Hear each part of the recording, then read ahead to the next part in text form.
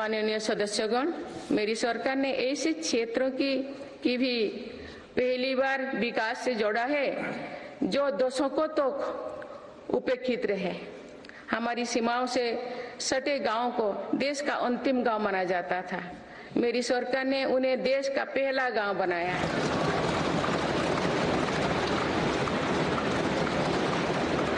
इन गांव के विकास के लिए वाइब्रेंट विलेज प्रोग्राम शुरू किया है। अंडमान निकोबार और लक्षद्वीप जैसे हमारे दूर सुदूर के द्वीप समूह भी विकास से वंचित थे। मेरी सरकार ने इन द्वीपों में भी आधुनिक सुविधाओं का निर्माण किया। वहां सड़क, हवाई यातायात और तेज इंटरनेट की सुविधाएं पहुंचाई। कुछ सप्ताह पूर्व ही लक्षद्वीप को भी अंडर वाटर ऑप्टिकल फाइबर से जोड़ा गया है। इससे स्थानीय लोगों के साथ ही पर्यटकों को भी सुविधा होगी। मेरी सरकार द्वारा आकांक्षा जिला कार्यक्रम के तहत देश के 100 से अधिक जिलों में विकास का प्राथमिकता दी गई है। इस कार्यक्रम की सफलता को देखते हुए मेरी सरकार ने आकांक्षा ब्लॉक कार्यक्रम भी शुरू किया है। इससे देश के उन ब्लॉक्स में विकास पर विशेष जोर दिया जा रहा है जो पीछे छूट गए हैं। माननीय सदस्यगण, मेरी सरकार आज पूरी सीमा पर मॉडर्न इंफ्रास्ट्रक्चर बना रही है। एक काम बहुत पहले ही प्राथमिकता के आधार पर हो जाना चाहिए था। आतंकवाद हो या विस्तारवाद, हमारी सेनाएं आज जैसे को तैसा की नीति के साथ जवाब दे रही है।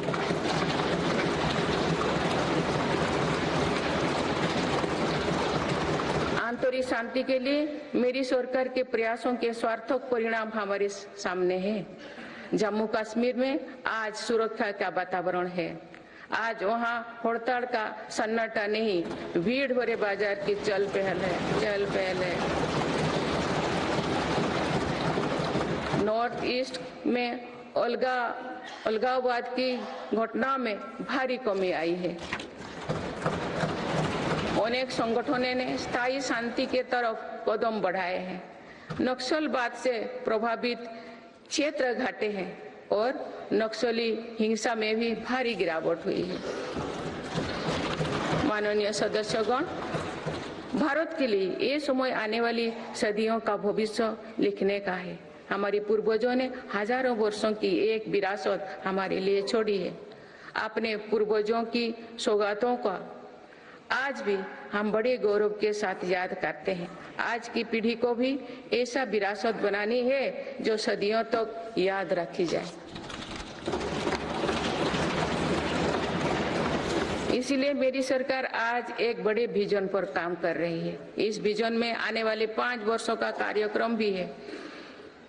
इसमें आने वाले 25 साल का रोड मैप भी है। हमारे लिए विकसित भारत सिर्फ आर्थिक समृद्धि तक सीमित नहीं है।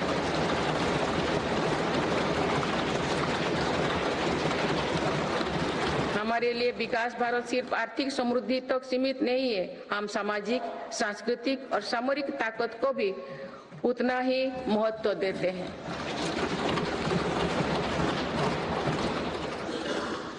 इनके बिना विकास और आर्थिक समृद्धि स्थायी नहीं रह सकती है। बीते दशकों के फैसले भी इसी ध्येय से लिए गए हैं। आज भी अनेक कदम इसी लक्ष्य के साथ उठाए जा रहे हैं। माननीय सदस्यगण, भारत के तेज विकास को लेकर आज दुनिया की हर एजेंसी आश्वस्त है। राष्ट्रीय और अंतर्राष्ट्रीय एजेंसी जो भी आकलन कर रहे हैं, उनका आधार भारत की नीतियां हैं।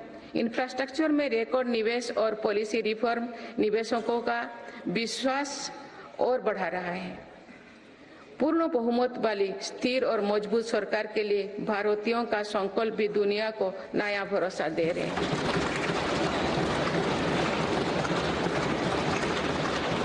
आज दुनिया को विश्वास है कि भारत ही ग्लोबल सप्लाई चेन को सशक्त कर सकता है।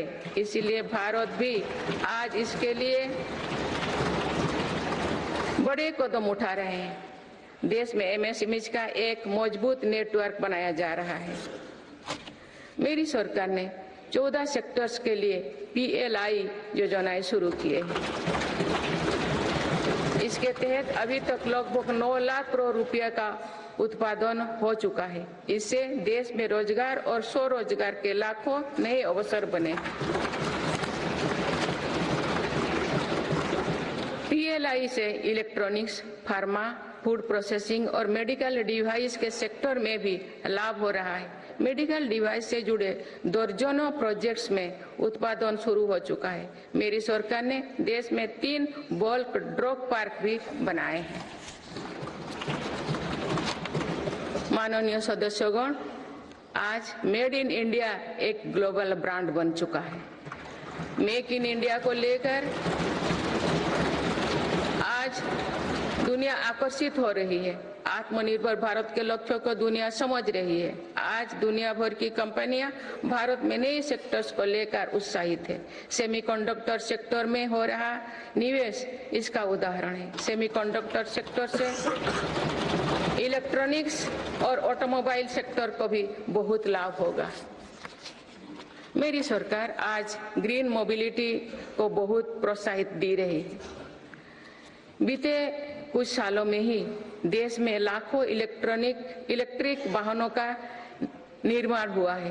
अब तो हम भारत में ही बड़े हवाई जहाज की मैन्युफैक्चरिंग के लिए भी कदम बढ़ा चुके हैं। आने वाले समय में मैन्युफैक्चरिंग सेक्टर्स में करोड़ों नए रोजगारों का सृजन होगा।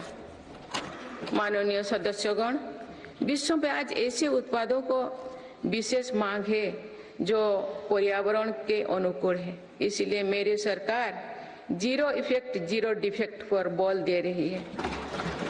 आज ग्रीन एनर्जी पर हमारा बहुत फोकस है। 2 वर्षों में नॉन फॉसिल फ्यूल पर आधारित ऊर्जा क्षमता 81 गीगावाट से बढ़कर 188 गीगावाट हो चुकी है।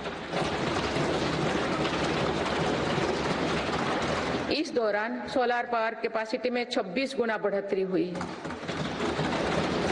इसी तरह विंड पावर कैपेसिटी 2 गुनी हो चुकी है। रिन्यूएबल एनर्जी इंस्टॉल कैपेसिटी की दृष्टि से हम दुनिया में 4थे नंबर पर हैं। विंड पावर कैपेसिटी में भी हम 4थे नंबर पर हैं। सोलर पावर कैपेसिटी में हम 5वें नंबर पर हैं। भारत में 2030 तक अपनी स्थापित क्षमता का 50% नॉन फॉसिल फ्यूल में से भरा करने का लक्ष्य रखा है।